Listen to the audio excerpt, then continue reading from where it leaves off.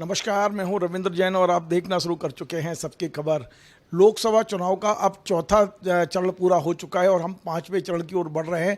लेकिन लोग ये कह रहे हैं कि अब कितनी सीटें मिलेंगी, कितनी नहीं मिलेंगी, इसे लेके पूरे देश भर में कन्फ्यूज़न है। और कन्फ्यूज़न केवल ज्योतिषाचार्यों को नहीं है, कन्फ्यूज़न केवल राजनीतिक पंडितों को नहीं है, कन्फ्यूज़न तो अब ऐसा भी लगता है कि शेयर मार्केट को भी है। ये भी चर्चा है कि शेयर मार्केट भी कन्फ्यूज़ हुआ था, लेकिन देश के गृह मंत्री अमित शाह ने अचानक बयान दिया और ये भरोसा दिलाया कि नहीं, सरकार उनकी आ रही है, आप बिल्कुल बेफिक्र होकर अपने सौदे करें, अपना पैसा ना निकालें।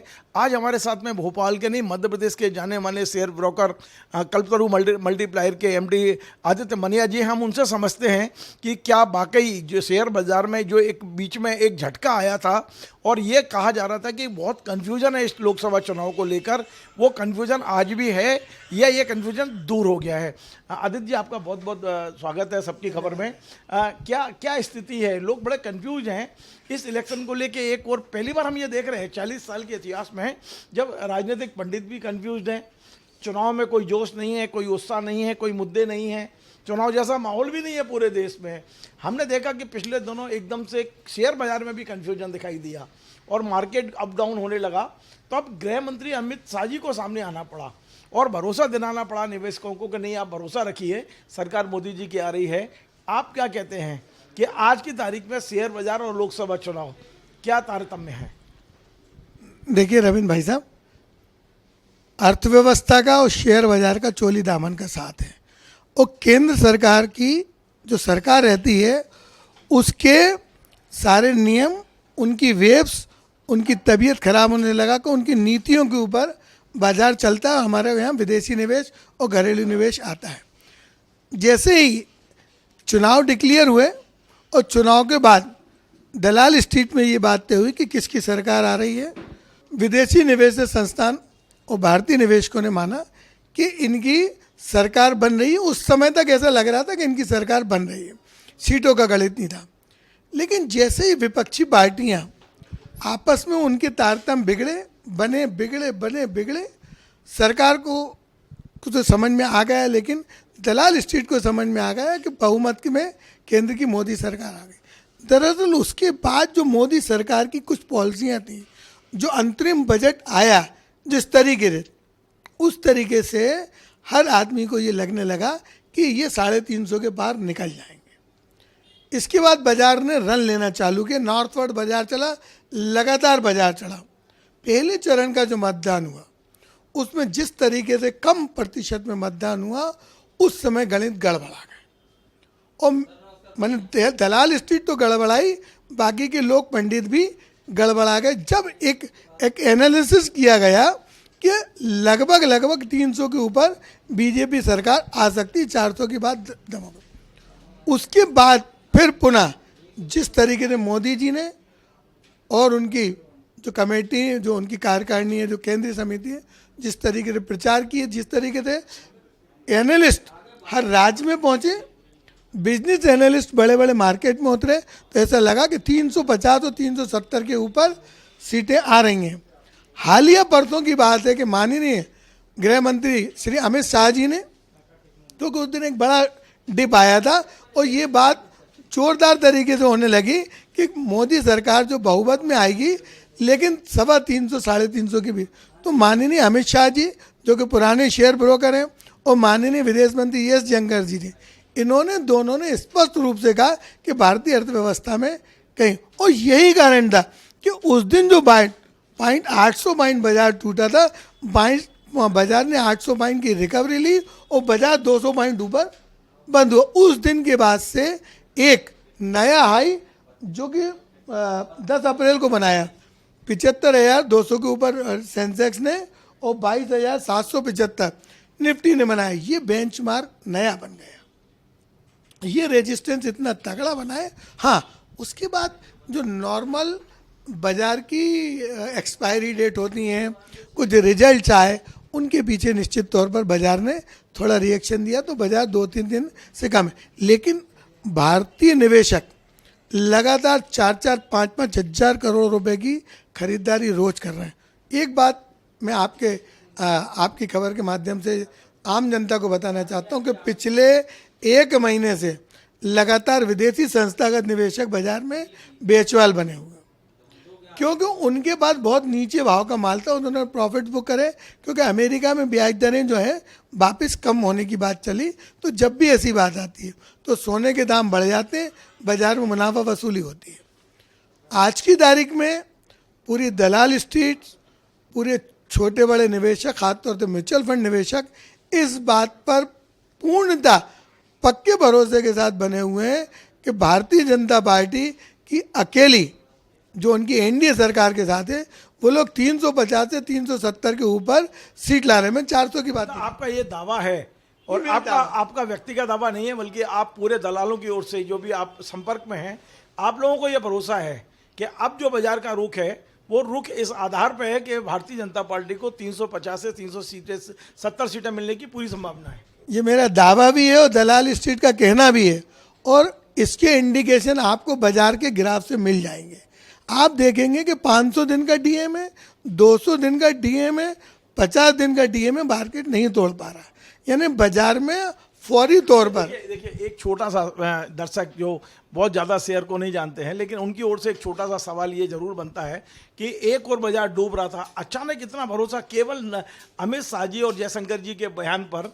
क्या बाजार इतना सुधर गया, इतना भरोसा आ गया, या इसका कोई और कारण है? केवल 2 नेताओं पर भरोसा कर रहा है बाजार, या कोई और कारण है? ये जिस दिन माननीय अमित शाह जी ने, माननीय एस जयशंकर जी ने जो बयान दिया, तो बाजार ने 800 पॉइंट की रिकवरी ली। मतलब 800 गिरा और 800 चढ़ा, 1600, 200 प्लस बंद हुआ। 18 पॉइंट की रिकवरी अकेले 2 मंत्रियों के बयान से आ गई। उसके परिप्रेक्ष्य में हमने देखा कि दुनिया की बड़ी जो रेटिंग एजेंसी है, चाहे जेफरिन की बात कर लें, चाहे यूबीएस की बात कर लें, चाहे मॉर्गन स्टैनली की बात कर लें, उन्होंने सेंसेक्स का लक्ष्य बढ़ा के यहाँ और बड़ा कर दिया है। निफ्टी का लक्ष्य को छोड़ो, सेंसेक्स का लक्ष्य अब 1 लाख की बात हम कर रहे हैं। पहले 75,000 की बात करते तो 75,000 तो अभी टच हो गया। अब अगले 1 साल में सेंसेक्स का नया लक्ष्य 75। तो ये जो उन्होंने बात करी है, दरअसल भारतीय अर्थव्यवस्था के जितने कमिटमेंट हैं, जितने हमारे डिफेंस के हमारे पास ऑर्डर है, हम एक छोटा सा उदाहरण, हमारे भोपाल में BHEL है जिसका भाव 150 रुपये तक आ गया था। मैंने ये कहते थे कि BHEL डूब जाएगा, हमने 30 रुपये का भाव भी देखा। अचानक डिफेंस के BHEL के ऑर्डर जो मिले हैं, आज BHEL का रेट 300 रुपये से ऊपर के आसपास है और अगले 2 साल में 600 रुपये की बात कर रहे हैं। ये तो बाजार का रुख है, लेकिन इससे सरकार का क्या लेना है? जैसे BHEL का आप बात कर रहे हैं, ये तो उनका वो है, मार्केटिंग स्ट्रेटेजी है, उनको काम मिल गया, अलग बात है। लेकिन सरकार के आने जाने से उसमें क्या पड़ा? क्या खैर, मेरा एक अंतिम सवाल जो मेरे दर्शकों की ओर से है वो ये है कि 1 तारीख को अंतिम वोटिंग हो जाएगी। ये 7वां चरण है वो 1 जून को ख़त्म होगा और 1 जून की शाम को 4 या 5 बजे इसके एग्जिट पोल आएंगे। पोल में यदि मान लो ये सरकार किनारे पे आती है तो बाजार को क्या फर्क पड़ेगा? पहला जो आपने सवाल किया कि सरकार का और इनके, सरकार की जो नीतियां हैं, माननीय वित्त मंत्री निर्मला सीतारमण जी में जो कि ऐसा कहा जाता है कि उनको चुनाव से, वोट से कोई मतलब नहीं है, उनकी पॉलिसी सॉलिड होना चाहिए। आज हमारे पास विदेशी ऑर्डर, घरेलू ऑर्डर की ऑर्डर बुक अगले 3 साल के लिए फुल है। बाजार की वो संभावना दिख रही है कि आज किसी भी कंपनी के पास अगले 3 साल की ऑर्डर बुक है। माने उसके परिणाम तो अच्छे आने ही हैं। दूसरा, सरकार की जो अगली जो बजट होगा, सरकार निश्चित तौर पर इन कंपनियों को आगे बढ़ने के लिए उनमें रियायत देगी। टैक्स स्लैब में आपको बता दूं कि इसमें कोई परिवर्तन नहीं होना है। सरकार टैक्स लेने के लिए आज भी, जो चुनाव हो नहीं भी, मोदी सरकार टैक्स के पीछे रियायत देने के मूड में नहीं है। वो तो ये कहती है आप हमसे तरक्की ले लो। जहाँ 1 तारीख की आपने बात की, शाम को जो एग्जिट पोल के रिजल्ट आएंगे, अगर एग्जिट पोल के रिजल्ट में 300 से कम सीटें अगर बताएगा तो बाजार में नीचे का सर्किट लग सकता है, माने बाजार में हाहाकार हो सकता है। लेकिन ये मेरा और दलाल स्ट्रीट का विश्वास है कि उस दिन हम 1 तारीख की शाम को नया हाई बनाएंगे। बाजार में अभी पैसे का इतना इन्फ्लो है कि संभल नहीं रहा है। मैंने कई म्यूचुअल फंड, कई कंपनी को मना करना कि भाई साहब अभी हम पैसा नहीं ले रहे, आप रहने दो। आज मेरी बजाज कंपनी म्यूचुअल फंड के फंड मैनेजर जो मेरे पास आए थे, उन्होंने कहा है कि हम दोनों परिस्थितियों में पॉजिटिव हैं।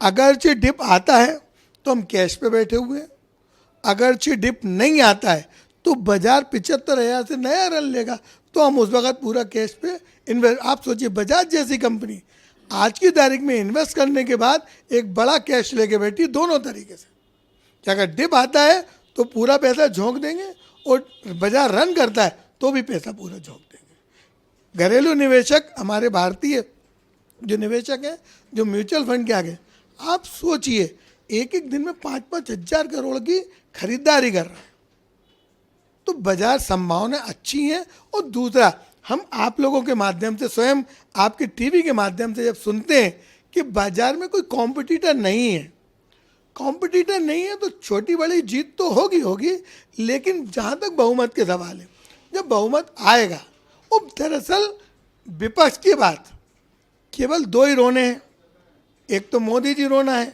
और दूसरा माने जातिगत रोना है। और जो केंद्र की सरकार है उसकी टॉप 5 मंत्रियों के बाद एक ही अपनी तारीफ करना कि हमने विकास किया है। आज किसी भी डिफेंस में देख लीजिएगा, कैपिटल गुड्स में देख लीजिए, कंज्यूमर ड्यूरेबल, मैं मोदी जी की बात नहीं कर रहा, वो हिंदू मुस्लिम कर रहे हैं, सिख ईसाई कर रहे हैं, राम मंदिर कर रहे हैं, फलाना कर रहे हैं, वो देखिए, ये चुनाव की बात है, लेकिन राजनीति है। लेकिन हम तो सिर्फ अर्थ की बात अर्थ की अगर मुझसे बात करेंगे तो हिंदुस्तान की 25 टॉप कंपनियों के पास अगले 2027 तक की ऑर्डर बुक फुल है। आज हमारे पास ईवी सेक्टर में आप देखिए कि टाटा मोटर के रिजल्ट खराब होने के बाद टाटा मोटर बढ़ा। तो मेरा आपकी खबर के माध्यम से ये निश्चित कहना है कि भारतीय अर्थव्यवस्था पे भरोसा करिए। इक्विटी में अगर आपने पैसा नहीं लगाया है तो बच्चे आपकी फ़ोटो पे माला नहीं चढ़ाएंगे। आप भारतीय इक्विटी पे भरोसा करिए।